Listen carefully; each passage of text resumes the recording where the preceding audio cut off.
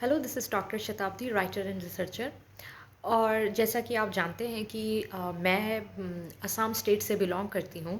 सो यहाँ की प्राकृतिक सुंदरता की व्याख्या करना मैं कभी स्टॉप नहीं कर सकती हूँ। और मैं हमेशा से ये चाहती हूँ कि आप सब लोग जो मुझे सुन रहे हैं, देख रहे हैं, आप सब लोग वेलकम है मेरे असम स्टेट में to view it for once in a while in your lifetime. और आज मैं वैसे तो आपको पता है कि पूर्वोत्तर भारत में अर्थात नॉर्थ ईस्ट इंडिया में ब्रह्मपुत्र सबसे बड़ी रिवर सिस्टम अर्थात नदी प्रणाली तंत्र है। लेकिन दूसरी सबसे बड़ी रिवर सिस्टम नदी प्रणाली बराक नदी को खिताब दिया गया है। मैं बराक नदी के बारे में आपके सामने कुछ तथ्य रखना चाहती हूँ। बराक नदी इस पूरे पूर्वोत्तर भारत की सबसे बड़ी दूसरी नदी प्रणाली तंत्र है और इसकी लंबाई कुल 2225 किलोमीटर है। माफ़ कीजिएगा, 225 किलोमीटर है। वेल यह नदी बराइल रेंज अर्थात बराइल पर्वत श्रृंखला जो कि मणिपुर और नागालैंड की सीमा बनाती है, वहाँ से इसकी उत्पत्ति होती है। वहाँ से उत्पत्ति के समय इसका नाम किरोंग भी रखा गया है। उस पर्टिकुलर जगह से उत्पत्ति के बाद यह नदी पश्चिम की ओर होते हुए दक्षिण दिशा की ओर बहती है। दक्षिण दिशा में बहते हुए ये नदी टिपाईमुख नामक एक स्थान पर पहुंचती है जो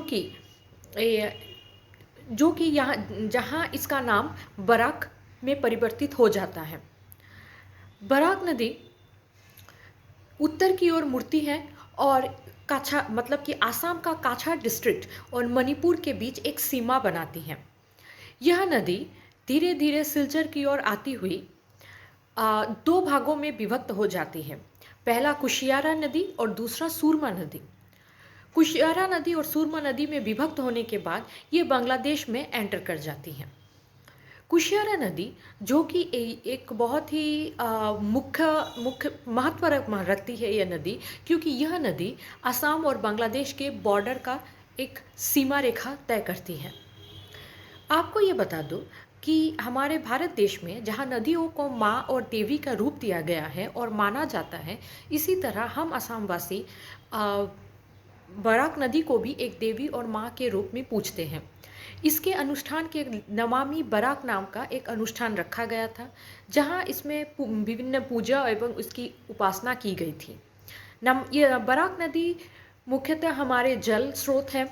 दूसरा, ये मछलियों की निर्यात और आयात की जो कॉमर्शियल एक्टिविटीज़ है, बराक नदी में ही पूरे असम से यहाँ मछलियाँ उत्पादन होती हैं। मुख्यतः दक्षिणी असम पूरी तरह से बराक नदी पर ही निर्भर है। बराक नदी के कुल 7 शाखाएं हैं। ये 7 शाखाएं जैसे कि झीरी और झाटिंगा नदी। झीरी और झाटिंगा नदी दिमा हसाओ एरिया से आते हैं और ये बराक नदी में मिलते हैं। दूसरा सोनाई जो कि मिजोरम की लुशाई हिल्स से आती है। तीसरा है काठाकाल जो कि भैरवी जगह से आते हुए काठाकाल नदी बराक नदी में मिलती है। फिर है धालेश्वरी एवं सिंगला जो कि मिजोरम हिल्स से निकलकर बराक नदी में मिलती है। और सातवां है लोंगाई जो कि जुम्पाई हिल्स, त्रिपुरा स्टेट की जुम्पाई हिल्स से निकलते हुए ये बराक नदी पे मिलती है। बराक नदी एक ऐसा नदी है जहाँ आप ये बोल सकते हैं कि it particular prepares the trans boundary of states and even the country called Bangladesh. So इसका बहुत महत्व है हमारे भारत में, खासकर असम, दक्षिणी असम में, जहाँ इसी के ऊपर हम बहुत सारे जो स्पेसिफिकली कॉमर्शियल एक्टिविटीज़ रिलाई करती हैं। आज इतना ही। अगली बार असम के एक और किसी जगह के बारे में आपको बताएंगे। और आपको हमेशा से ही मैंने पहले भी बोला है, you all are welcome to Assam. Thank you.